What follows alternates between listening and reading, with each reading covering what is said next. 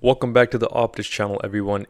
Today, I want to be speaking on something a lot of PlayStation fans might relate to, which is owning a PlayStation 5 in 2025, and in specific, the launch model of this console.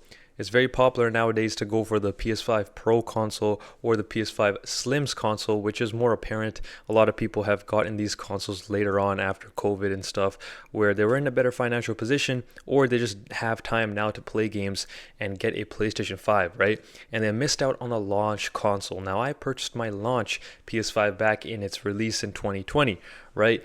The problem is that it has a lot of issues, right? Because it was made during COVID, during the chip shortage, and it wasn't the best quality controlled console on the market, right? Comparing to like Nintendo and Xbox and how they did things.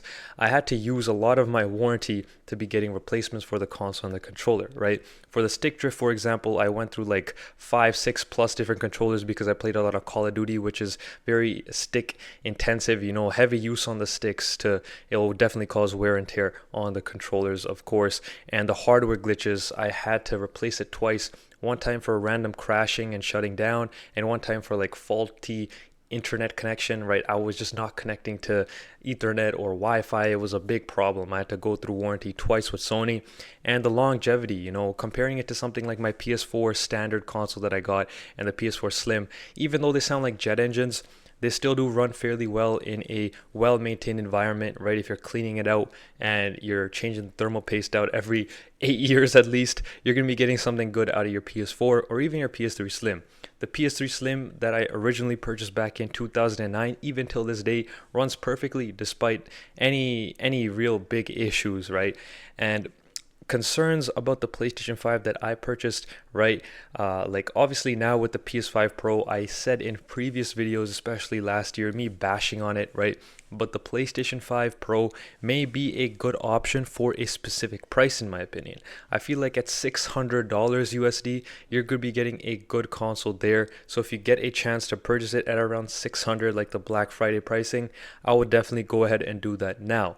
Now, the point that I want to push out is that if you came from a launch PS5, right, not the PS5 Slim, right, or any of those consoles that were newer and upgraded slightly, I guess you could say, the PS5 original launch console that I got, the first ever model number, it has a fair share of issues. All PlayStation 5 consoles have that liquid metal in it.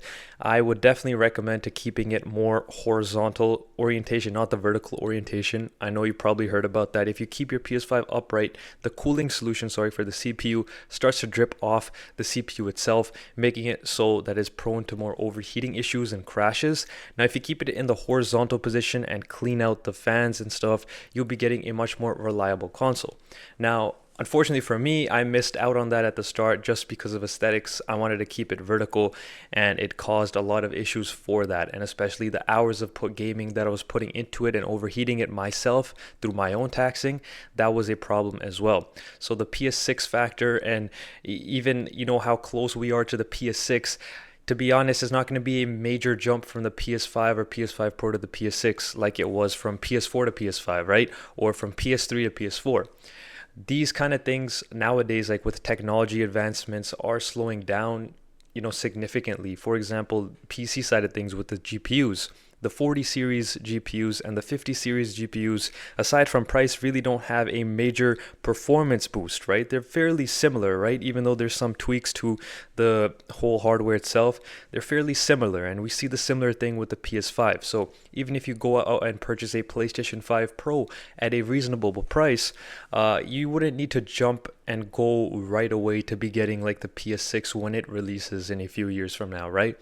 So even with GTA 6 coming out and Wolverine and all of these games like Forza as well coming from Xbox to the PlayStation side of things, I would definitely maybe upgrade for a PS5 Pro now rather than I used to say not to do it, right? At a good price, anything is worth buying, right? So that is what I wanted to actually speak about, and especially the people that have a launch model PlayStation 5 can relate to some of the things that I'm saying, at least with its aging hardware, right? The software is still there, it's still a rapid console, and it's the most fun ecosystem that you can see across all gaming platforms, in my opinion. The only downfall or hit to PlayStation nowadays is with the PS5 or PS Plus subscription, I think that isn't the best value comparative to like something like Xbox Game Pass or what we see on like Steam with Steam sales on the PC, but the PS5 is still a decent console, and upgrading to the PS5 Pro for the right price is definitely a well worth option. So, what do you guys think about the PlayStation 5 in the current 2025 state, and in specific the launch model? And let me know, will you be purchasing or upgrading to the PS5 Pro or waiting for the PS6 on when we get ourselves the long awaited GTA 6 and new titles coming to PlayStation. It's been your boy Optage. I'll catch you guys all in my next video. Goodbye.